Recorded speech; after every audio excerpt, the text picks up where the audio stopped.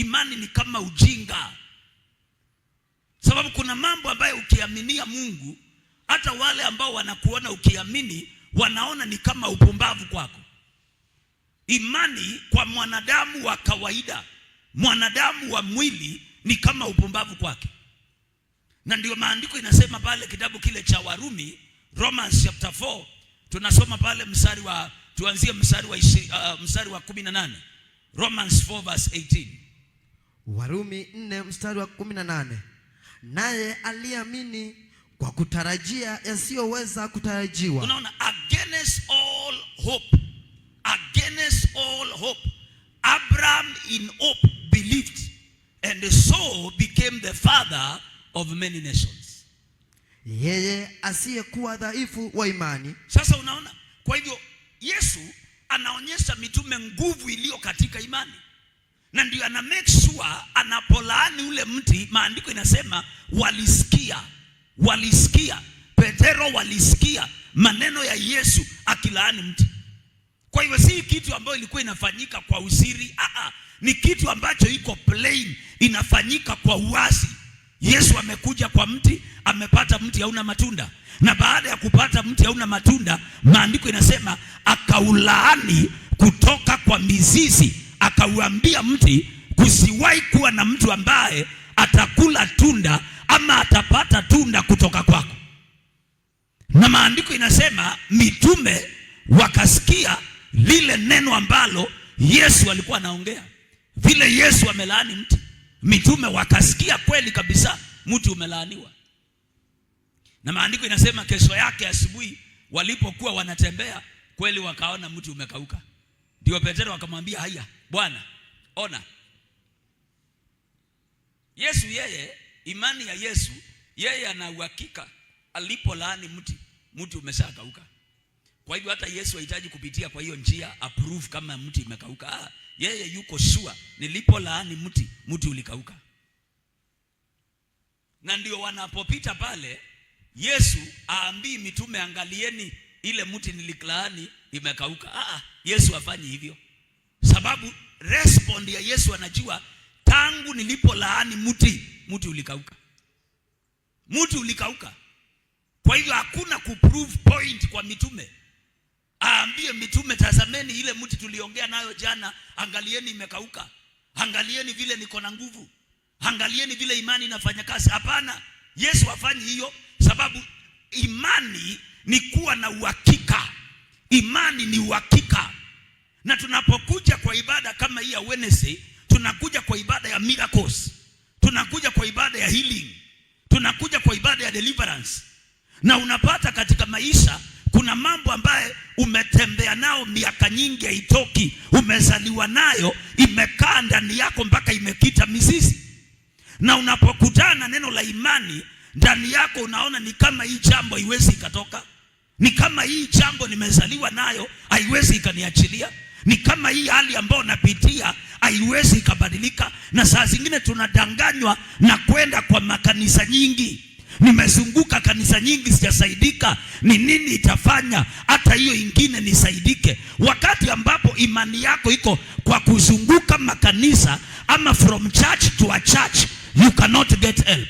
Lakini unapoweka imani yako kwa Kristo, maana kanisa si Yesu, ni jengo. Unapoweka imani kwa Yesu, ya kuwa ninaweza kuwa nimezunguka, lakini niliweka imani yangu mahali pabaya. Niliweka imani kwa jengo, niliweka imani kwa mhubiri, niliweka imani kwa TV fulani. Sasa lazima tu shift, tutoe imani kwa mhubiri, tutoe imani kwa kanisa, na tuweke imani kwa Yesu Kristo. Ndio maandiko inasema looking into Jesus, the author and the finisher of our faith. Our faith must be built on Christ, the solid rock.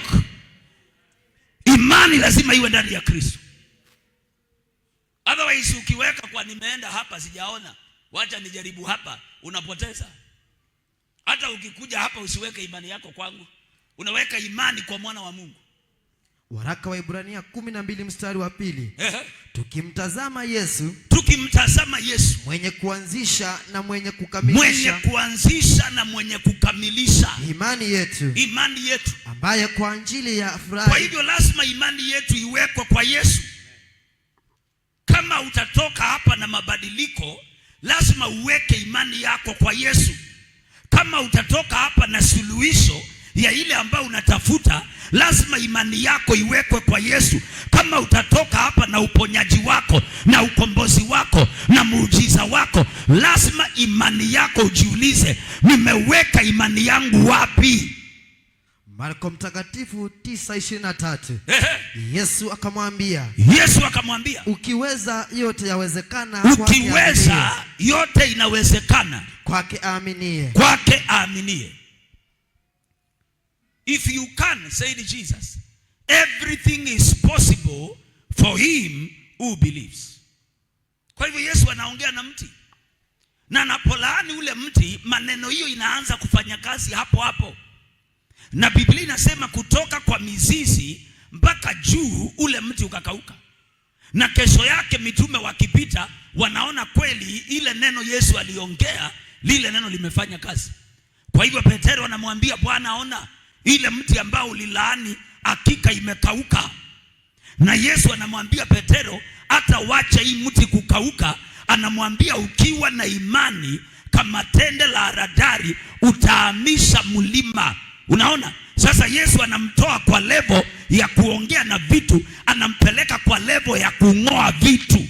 Amini nawaambia. Anasema amini nawaambia. Yoyote atakayewaambia mlima huu. Yoyote ataambia mlima huu, ng'oka ukatupwe baharini. Ng'oka ukatupwe baharini. Wala asione shaka moyoni mwake. Na katika moyo Yesu anasema asione shaka hata kamwe. Ila haamini kwamba hayo asemayo yametukia. Lakini aamini kile anasema imetendeka. Unaona? Si itakuja kutendeka. Mnaelewa? Aongei habari ya kitu kinakuja kutendeka, anaongea habari itendeke. And does not doubt in his heart, but believes that what he says will happen.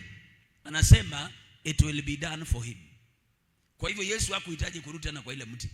Yeye alijua ameongea na mti na mti imekauka. Lakini sababu ya doubt ya mitume, sababu mitume hawakuwa wamekuja hicho kiwango, ndio sababu Yesu alimake sure wamepitia hapo wakaona. Na ndio maandiko inasema wakasikia, na baada ya kusikia wakaona. Sasa imani inafanya kazi katika vitu kadhaa.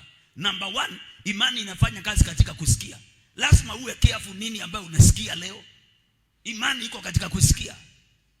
Na hapo ndio unaona watu wengi wanakuja kwa ibada hizi ya miujiza hawapati. Kwa sababu gani hawapati? Sababu hawana muda wa kusikia. Neno linahubiriwa, umepigiwa simu, umetoka nje. Badala uwe na masaa kwa Mungu, uwe na masaa, sababu wengine unapitia vitakali. Wengine uko na vitu vimepandwa kwa mwili yako, na hizo vitu mpaka tuzing'oe. Vitu zingine shetani anakuambia ni kansa, tengeneza hii vizuri. Vitu zingine anakuambia ni kansa, si kansa. Ni mapando imepandwa katika mwili wako.